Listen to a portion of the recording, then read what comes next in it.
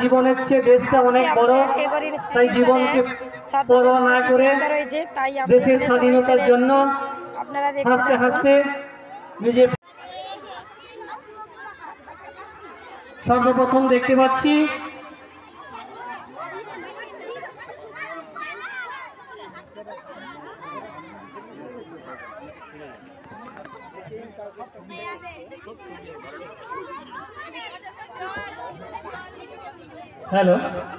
দেখতে পাচ্ছি সেই সমাজসেবী একটি গাছ একটি প্রাণ, যিনি বৃক্ষরোপণের কাজে ব্যস্ত রয়েছেন।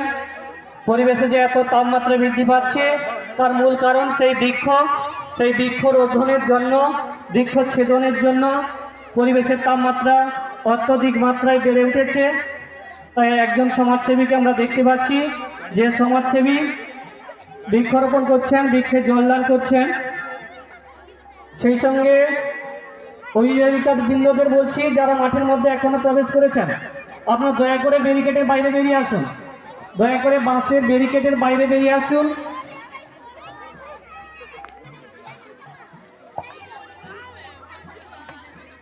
উপস্থিত রয়েছে স্বয়ং শ্রী শ্রী রামকৃষ্ণ পরমহংসদেব, দীর্ঘ সময় ধরে ধ্যানে মগ্ন রয়েছেন।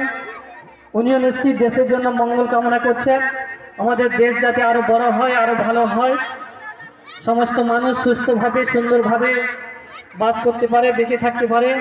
তাই উনি ধ্যানে মগ্ন রয়েছেন, দেশকে কিভাবে উন্নতি করা যায় সে কথাই উনি ভাবছেন।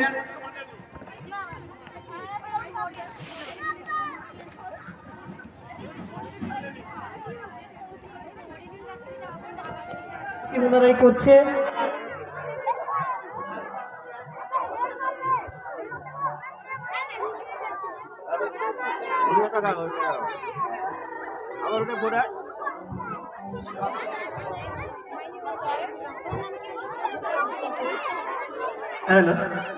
আমরা যাতে পথ দুর্ঘটনার শিকার না হই, তাই একজন লাইট নিয়ে দাঁড়িয়ে রয়েছে, সঠিকভাবে কিভাবে গাড়ি চালাতে হয়, কোন লাইট জ্বললে গাড়ি যাবে, কোনটা জ্বললে গাড়ি থেমে যাবে দেখানোর জন্য উনি এই সমাজকর্মী রয়েছে, উনি দেখে দিচ্ছেন আমাদেরকে। হ্যাঁ,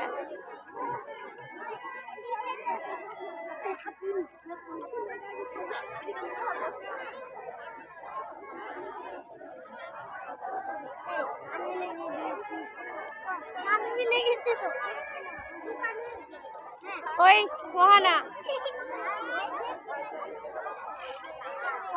হ্যালো, দেখছি ইদিস ভাই নামাজ পড়ছে, আমাদের জন্য দোয়া প্রার্থনা করছেন, আমরা যাতে সুখে শান্তিতে থাকি, বিশৃঙ্খলা না করি। সেফ লাইফ নিয়ে পৌঁছে গেছেন, একজন ট্রাফিক সিগন্যাল দিচ্ছেন কিভাবে গাড়ি চালাবো বোঝার জন্য। সেই সঙ্গে একজন ঝাড়ুদারও রয়েছেন। ঝাড়ুদার, এখানে অনেক নোংরা রয়েছে, তোমার কাজ শুরু করো। ঝাঁটো, তোকে ঝাঁটাতে হবে, পুরো পরিষ্কার করতে হবে তোমাকে। তুমি সবচেয়ে বড় দায়িত্ব নিয়েছ, তোমার দায়িত্ব পালন করতে হবে।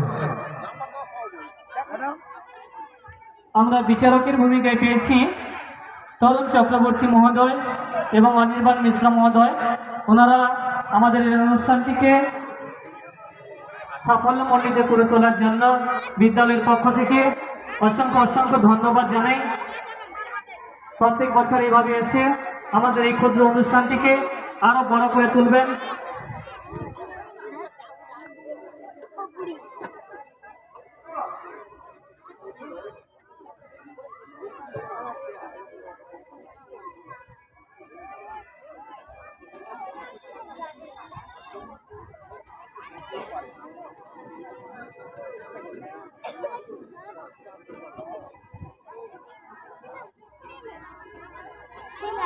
ছিল দেখতে পাননি, সেটা কার দোষ? অনেক প্রতিযোগী মাঠের মধ্যে উপস্থিত হয়েছে, আপনারা হাততালি দিয়ে উৎসাহিত করুন। আপনাদের বাড়ির ছেলেমেয়েরাই এই প্রতিযোগিতায় অংশগ্রহণ করেছে, আপনারা উৎসাহ দিলে ভবিষ্যতে আরো সুন্দর কলাকুশলীরা দেখাবে। আরো বড় ধরনের পারফরমেন্স করবে। আপনাদের আশীর্বাদই ওদেরকে বড় হতে সাহায্য করবে।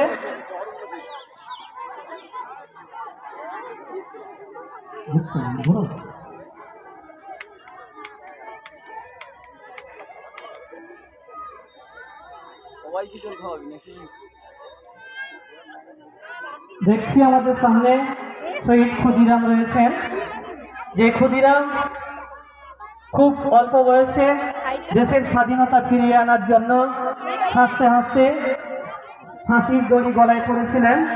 সেই শহীদ ক্ষুদিরাম আমাদের মধ্যে উপস্থিত হয়েছেন।